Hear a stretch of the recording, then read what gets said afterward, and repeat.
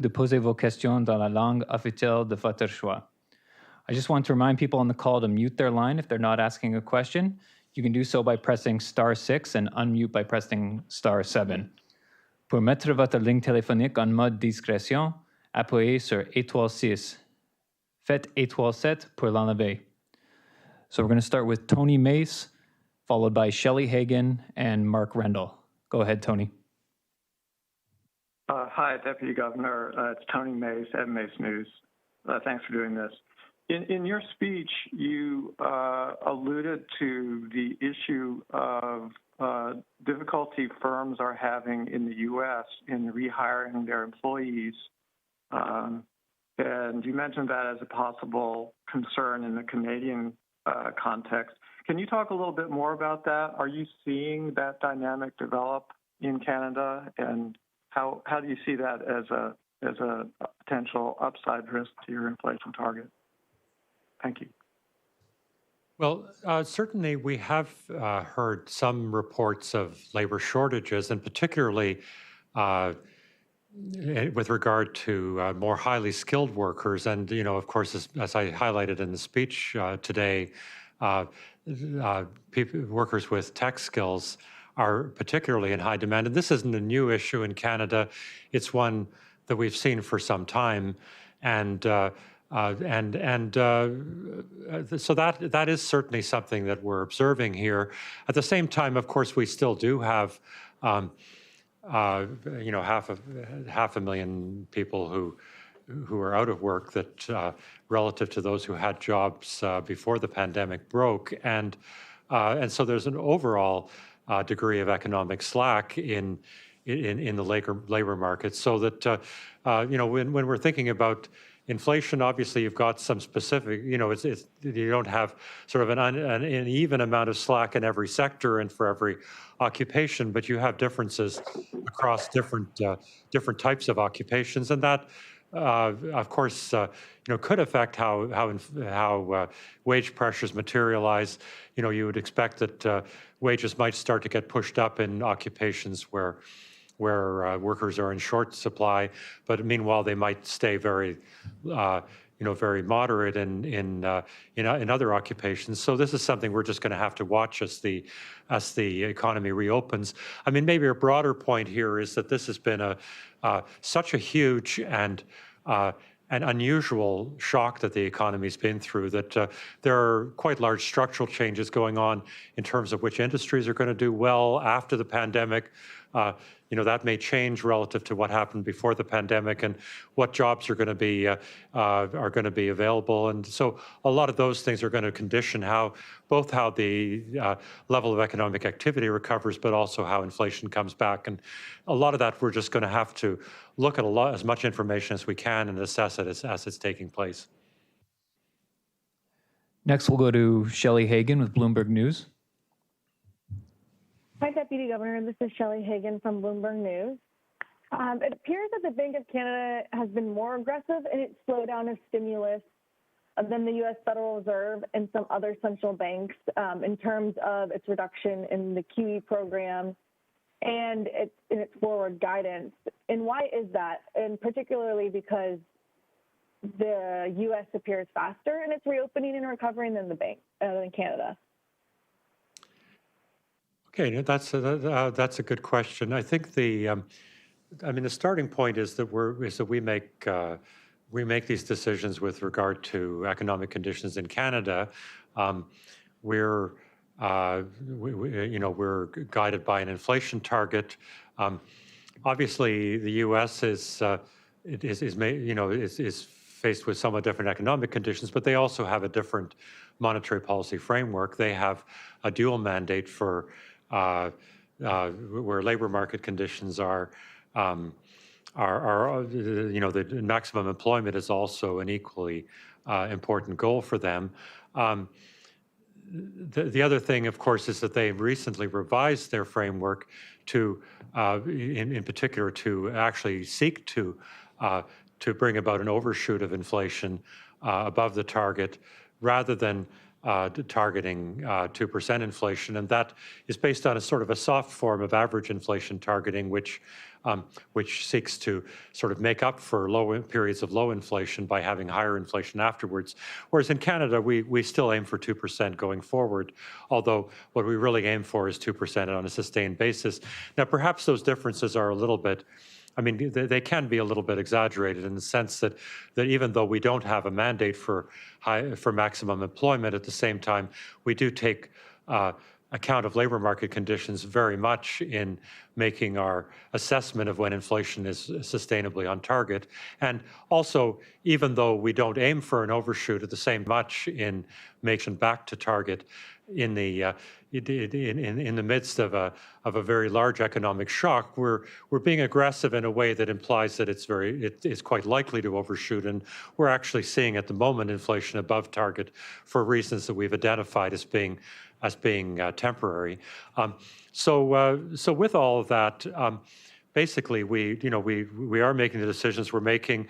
We are seeing we have forward guidance which is formulated in terms of outcomes, and so we basically have committed ourselves to keeping the policy rate at its current level until inflation is sustainably on target. But as the data come in, which imply that condition is likely to be met sooner than expected, then we change the date that we attach to our forward guidance accordingly. And that's just the nature of an outcomes-based measure.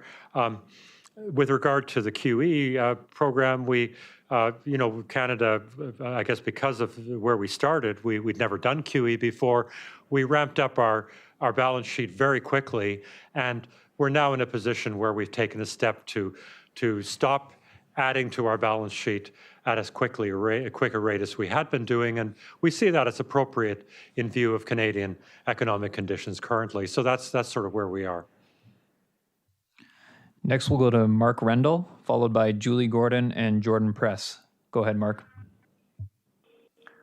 Hi, Deputy Governor. Mark Rendell here with Globe and Mail. Wanted to follow up quickly on the QE question. It looks like in the past couple of weeks, the banks undershot the $3 billion target. I think it was about $2.6 billion one week, 2.8 the other week.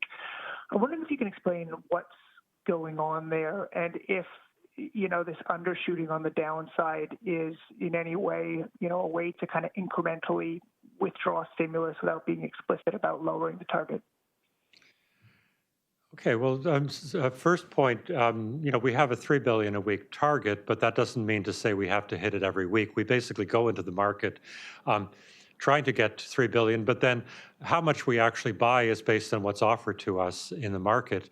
And so there may be variations in market conditions, which imply that some weeks we might buy a bit more than $3 billion, and others we might buy a bit less. So that's nothing mysterious about that. It's basically just a reflection of the fact that, it's not a minimum, it's a target, so we could end up, just because of market conditions, being on one side of it or the other. The other thing is that, maybe to highlight here, is the fact that if we're going to scale down how much QE we're doing, we'll tell you. We made quite a clear announcement in April that we were scaling it down from 4 to 3, and if we decide to scale it down further, there's no reason we would not want to make an announcement. So that's something that we'll do when the time is right. Next, we'll go to Julie Gordon with Reuters. Hi there. Thank you, Deputy Governor, for taking our questions. I'm just wondering if could some of the increase in underlying inflation be an indication there's less slack in the economy than the central bank has been projecting?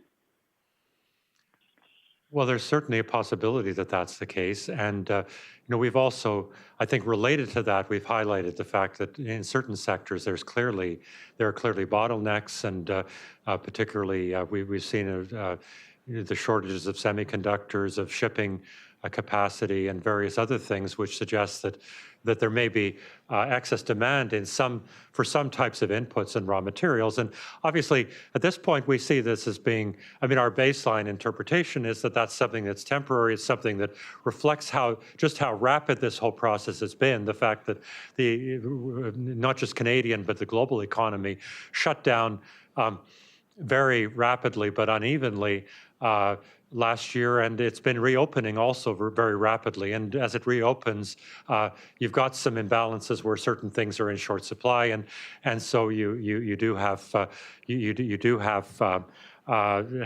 upward pressure on prices of some of those important inputs. But of course, that does create a risk to inflation, and it's one that we included among our key risks in our April monetary policy report, and that would suggest that, if those pressures on capacity actually persist, then we could actually see inflation above target in a more persistent manner. And if that happens, of course, that would have implications for our inflation outlook and also for our monetary policy going forward.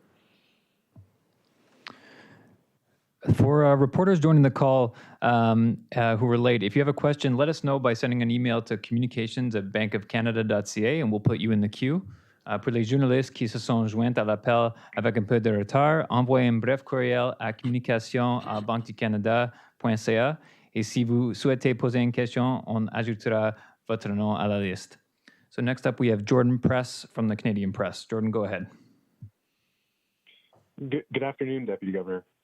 In your speech, when you talked about the effects of automation, for instance, in the workforce, I'm wondering how big of a concern is this for the Bank of Canada, given you had a recent staff discussion paper that actually said this wasn't a huge problem in the near term? And even if it is a big concern, how does the Bank of Canada actually go about addressing it to help the workers who are going to be affected most by it?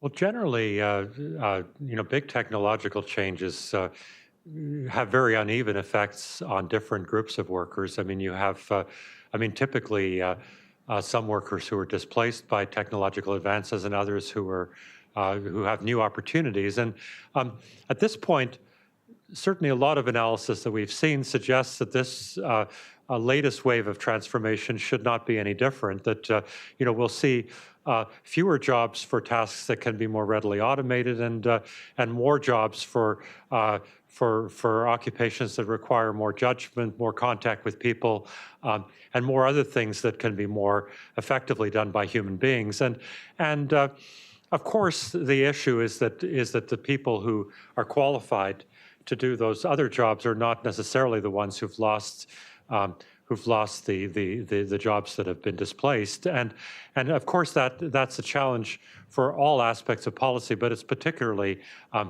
a challenge for areas that are not within the Bank of Canada's control, but particularly job training and labor market policies that can ease the transition of workers from jobs to jobs that require those different skills and qualifications. And of course, basic education needs to make workers, graduates more adaptable, able to learn new skills and develop the kind of critical thinking skills and other things that enable them to adjust to a variety of different kinds of roles in their future careers. And so all of those are things that, again, it's not part of the direct responsibility of the Bank of Canada, but something that we should all be thinking about as these developments unfold. Of course, for the Bank of Canada, the main issue is what it does to the potential growth of the economy, and to the extent that it could imply higher productivity and higher potential GDP going forward. That would imply that the economy could grow more before inflation becomes an issue, and so that would have implications for how we would conduct our monetary policy.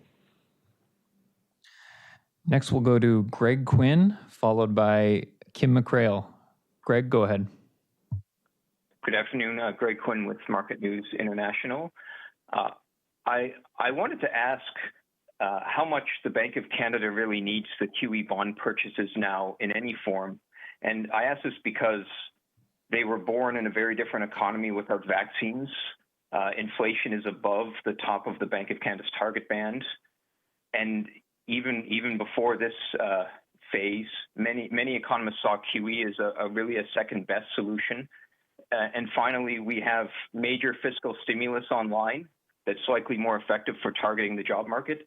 And we have a strong U.S. economy boosting demand and a commodity boom. So in that world, why do we need to be buying bonds? Well, I guess to go back to last year, of course, the initial purchase of the bond purchase of the bond purchases was really to help address some of the tensions in financial markets. It was really the fact that at the time there was a need for us to intervene in order to bring about more orderly conditions in bond markets, which are in turn are a benchmark for lending rates throughout the economy.